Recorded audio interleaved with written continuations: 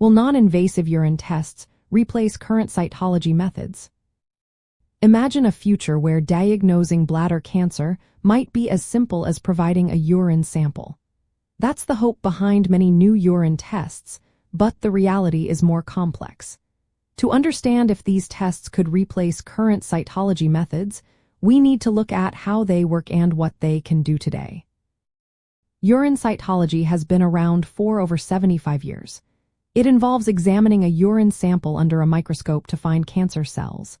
It's highly specific, meaning if it says you don't have cancer, that's usually correct. But its sensitivity or ability to catch all cases, especially early or low-grade tumors, is limited. This means it can miss many cancers, especially those that are less aggressive. It's a simple, non-invasive test, but results can vary depending on who interprets them and the quality of the sample. False negatives are common, so a negative result doesn't always mean no cancer. Recently, scientists have developed new urine tests that look for genetic markers, proteins, or chromosomal changes linked to bladder cancer. Tests like Bladder, Urocyn, UCIT+, or Immunocyt, and protein-based tests such as BTA-STAT and an MP22 are examples. These newer tests often show higher sensitivity than traditional cytology, meaning they can detect more cases, including some that cytology might miss. For example, Bladder has been shown in studies to identify more cancers, especially early ones. However, no test is perfect. They can still give false positives or negatives, and their accuracy varies depending on the situation. In clinical practice today, no single urine test is used alone to diagnose bladder cancer.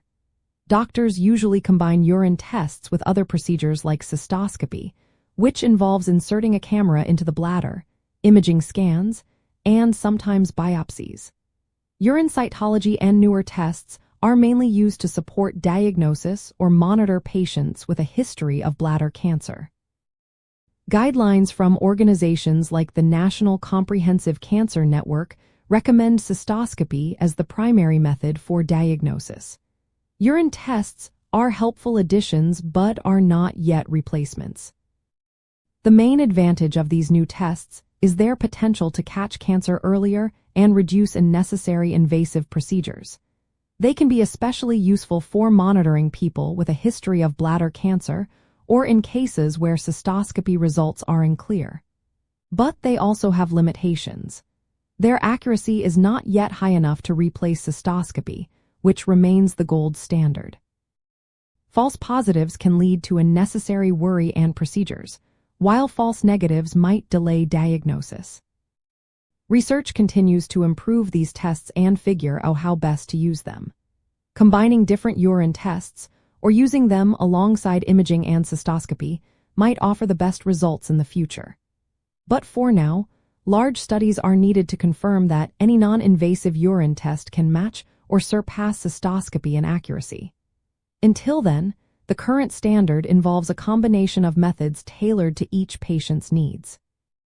For those concerned about bladder health, it's important to remember that no urine test can replace a thorough evaluation by a healthcare professional. Symptoms like blood in the urine should always prompt a medical checkup.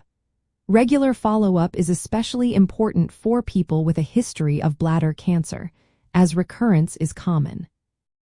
In summary, while newer urine tests show promise and may improve detection and monitoring, they are not yet ready to replace cytology or cystoscopy. These tests are best used as part of a comprehensive approach, supporting but not replacing current diagnostic methods. Ongoing research might change this in the future, but for now, a combination of tests remains the best way to ensure accurate diagnosis and effective management. Always consult your healthcare provider for personalized advice and the most appropriate testing options for your situation.